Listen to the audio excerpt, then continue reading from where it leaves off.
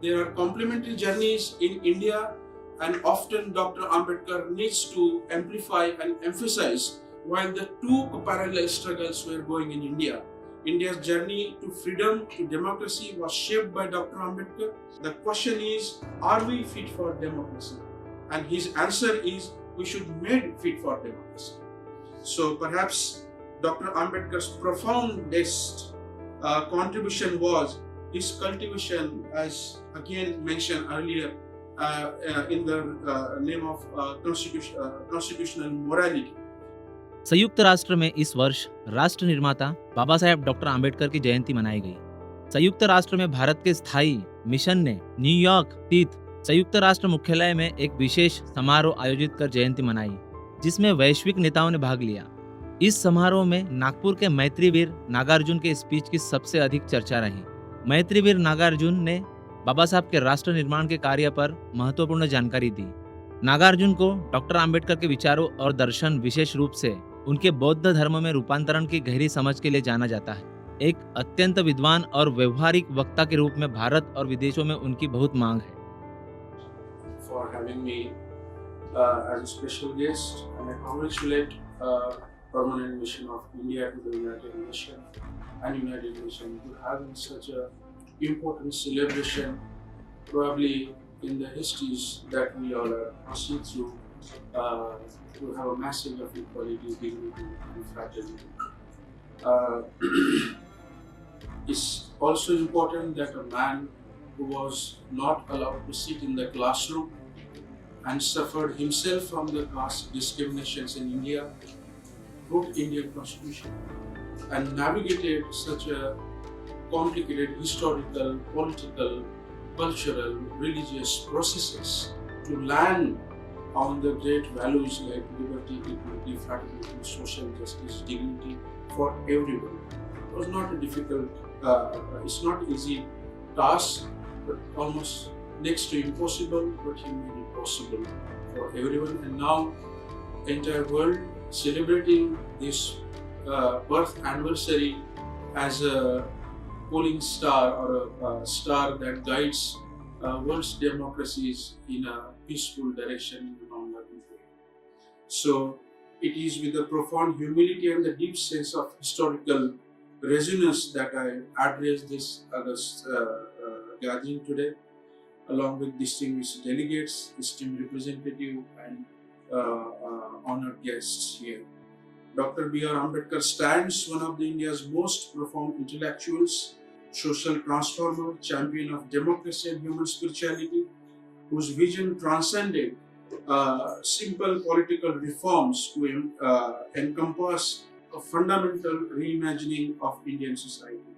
His unique synthesis of fraternity, democracy, and humanism offered a revolutionary path forward for a nation deeply divided into caste and inequalities.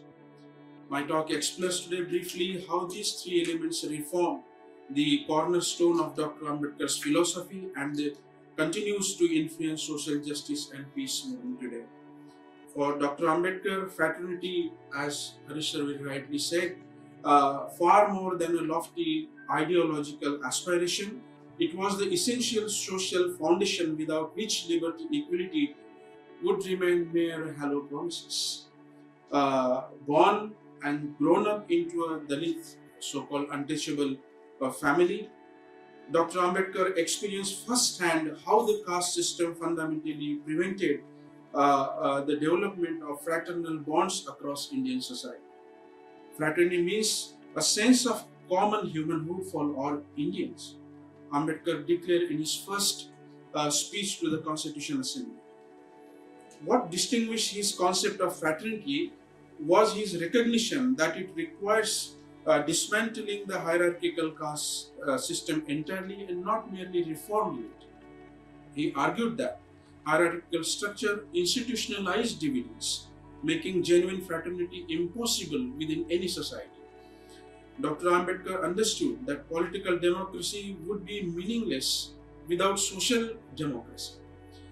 In his seminal work, Annihilation of Caste, as our chief guest and Harish sir rightly mentioned, that social democracy is a uh, the social and spiritual democracy is important as political freedom, and that without social and economic liberation, the political liberation may prove a tyranny to the backward and depressed classes.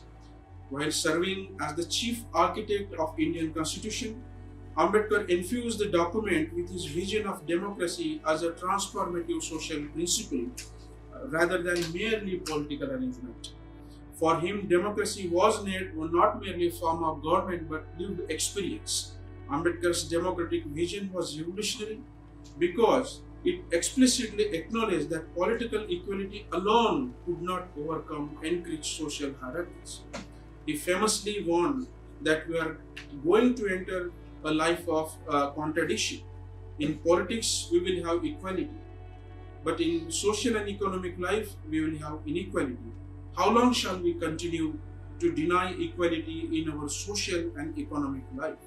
If we continue to deny it for so long, we will probably do so only by putting our political democracy in peril.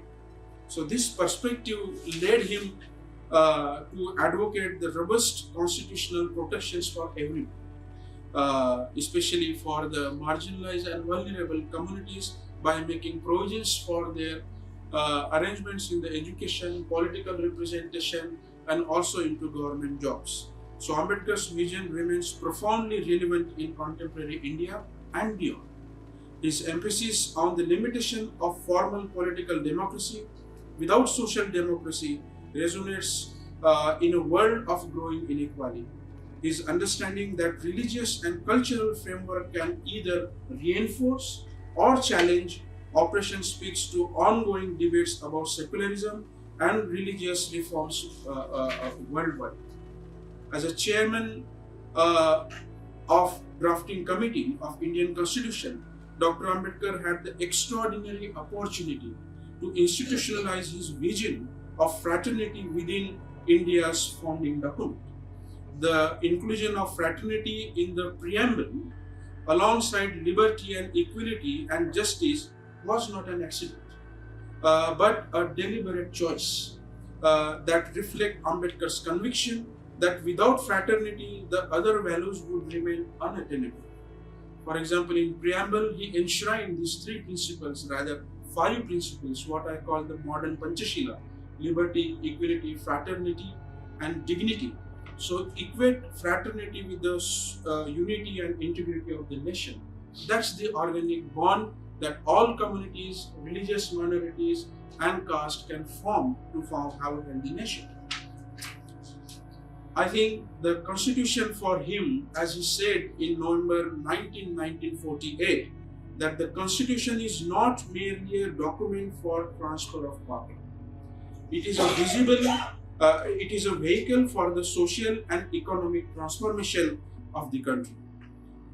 Despite resistance, Dr. Ambedkar succeeded in making fraternity as a constitutional principle. Fraternity means a sense of common humanhood for him, for all Indians and all citizens. It is a principle that gives unity and solidarity to social life. I would like to emphasize, he says, it is difficult thing to achieve. It is difficult thing to achieve. Not easy to have a fraternal, harmonious bonds among differences. How difficult it is can be realized, as he says, from the fact that the wars between nations are constant. The question is, are we fit for democracy? And his answer is, we should be made fit for democracy. So perhaps Dr. Ambedkar's profoundest contribution was his cultivation, as again mentioned earlier, in the name of constitutional morality. In his speech to Constitution Assembly on November the next year, following year in 48, Dr. Ambedkar borrowed a concept from George Grote, Analysis of Ancient Athens, defining it as a paramount reverence for the form of constitution. So for Ambedkar, constitution is not a text but the force of internalizing the fraternity to transcend the religious, caste, race, gender barriers to form a harmonious society. Ambedkar saw that constitutional morality and fraternity as an essential bulwark against the communal forces threatening to fragmenting India. Having witnessed himself the horrors of partition, he understood how religious division could tear apart social fabric. So, in the Constitutional Assembly debate on 1949, May 17, he argued that we must do it to hold fast to constitutional methods to achieving social and economic objectives. We must abandon the bloody methods of revolution. These methods are nothing but the grammar of anarchy, and sooner the better we realize and abandon all the violent means of changing the communities. The constitutional values for him is a shared citizenship and a mutual respect. Ambedkar offered the democratic alternative to the India's great future. There are complementary journeys in India, and often Dr. Ambedkar needs to amplify and emphasize while the two parallel struggles were going in India. India's journey to freedom, to democracy was shaped by Dr. Ambedkar, while Mahatma Gandhi led India towards political independence. Dr. Ambedkar significantly fought for what he called the social democracy, a vision where political rights would be meaningless without social and economic equality. Ambedkar's struggle for emancipation of marginalized communities, for women's equality, and for human dignity resonates profoundly with the foundational principle of this very organization. So, the formation of United Nation and the birth of independent India as a constitutional democracy represent parallel journeys in humanity's quest for the most and the just world order. As the United Nations emerged from the ashes of global conflict in 1945, India too was preparing to cast off the chains of colonial rule. Both institutions were born of the conviction that human dignity must be protected through collective wisdom and constitutional safeguard. The principle enshrined in the UN Charter, international peace and security, friendly relations among nations, and the respect for human rights found their echo in the democratic vision that leaders like Dr. Ambedkar were drafting in the Indian Constitution. This synchronicity was no mere coincidence, but rather a treatment to the universal yearning for freedom, justice, equality that transcends national boundaries. Today, India and United Nations continues to walk hand in hand in the pursuit of these fundamental rights. As the world's largest democracy, India embodies both the challenges and responsibilities of realizing the UN's vision in a diverse global community. From the halls of the Security Council to the fields where Indian peacemakers serve, India has demonstrated its dedication to the principles that animate the United Nations. I wanted to, in my last section of my speech, wanted to make what Dr. Ambedkar's vision makes so powerful, and in the three elements. First is the fraternity, of course. Democracy provided, first democracy that provided the political framework for equality. And while he is mentioning the greatest son of India, the Buddha, the Prince of Peace, offered the spiritual and philosophical foundation that emphasizes human dignity and reason. And fraternity represents the ultimate social goal of a unified society free from caste or any form of divisions. Famously, he said that my social philosophy may be said to be enshrined in three words: liberty, equality, fraternity. However, no one should say that I have borrowed my philosophy from French Revolution. I have not. My philosophy has roots in the religion and not in the political science. I have derived them from my teachers, my master, the Buddha. What sustains equality and liberty as a fellow feeling, what French revolutionaries called fraternity, Dr. Ambedkar uniquely anchored that spirit into what again Harish sir said in the Maitri, Metta, the spirit of loving kindness derived from the teachings of the Buddha. So, what would be the Dr. Ambedkar's message to the United Nations today? That's most important thing I wanted to communicate to conclude my talk. Where Dr. Ambedkar with us today, what he would have said? I believe he would have challenged us to reflect on how our institution, including United Nations, can better serve those at the margins of the society to make humanity healthy and also planet healthy. I believe his message to us will be at fourfold. First, on democracy. Ambedkar would reminded us in his words, democracy is not a mere form of government but lived experience. He would caution that democratic institutes are fragile achievements requiring constant vigilance and renewal. Ambedkar would urge to us and organizations like UN to strengthen the participatory mechanisms that gives voice to the traditionally excluded from decision-making process. Second, deeper harmony. Ambedkar's philosophy of liberty, equality, as I said, anchored in the Buddha's Maitri, Buddha's Metta. Harmony could only emerge when social relationships are reconstructed on the basis of respect and reciprocity. He would call upon UN and all of us not just coexist between nations, but genuinely understanding and forming a solidarity across differences of culture, religion, and historical experiences. Thirdly, oppression and discrimination. Ambedkar would speak with the particular moral authority. Having experienced and fought against the brutality of caste system with a first-hand experience, that he would insist that UN address not only symptoms but the structure of discriminations worldwide. Equality may be a fiction, but as he says, nonetheless, it must accept equality as a governing principle. He would urge United Nations and likewise organizations to develop concrete mechanisms to dismantle systems of privilege and exclusions in their all forms. Finally, peace. Another word, echoing principles that man is not for the state but state is for man or for humanity.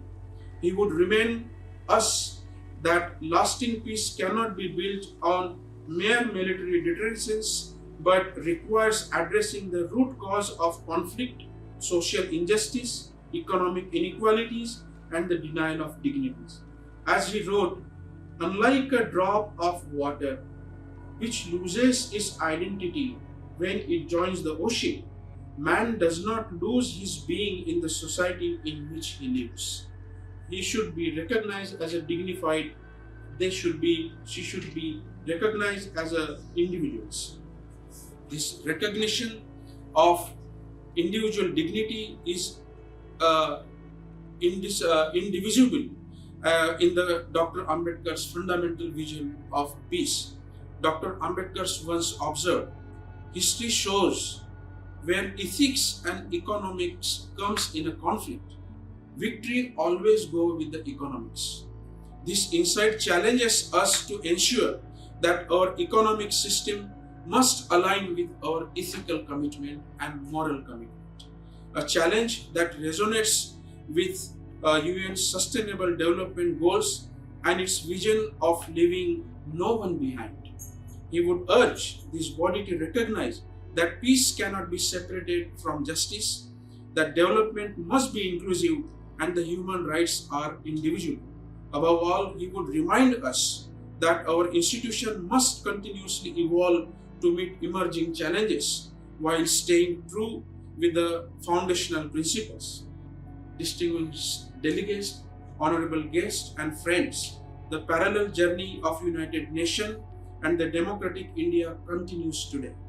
The vision of leader like Dr. Ambedkar would, where dignity, equality, and justice are available to all, remains a North Star.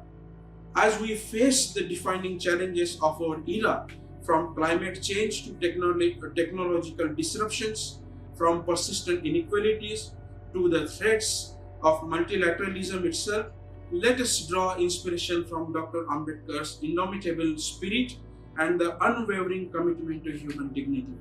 India stands ready to work with the United Nations and all member states to advance our shared commitment to a more just, equal, sustainable, harmonious, peaceful world. Together, guided by the wisdom of the visionaries like Bodhisattva Dr. Babasahab Ambedkar, we can build institutions and societies worthy of human spirit and its boundless potential to blossom at its fullest to have a better and healthy world. Jai Bhim. Thank you very much.